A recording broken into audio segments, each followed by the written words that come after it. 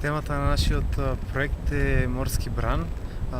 Него го изработивме со рециклиран материјал, претежно кесиња, пластична амбалажа и текстил како подолга. Сето тоа во сино-морска боја. Со помош учениците го обезбедивме материјалот, носејќи домашен отпад, моделот го изработивме за време од 2 до 3 месеци по 1 час неделно со подводство на ментор Трајчева Танка.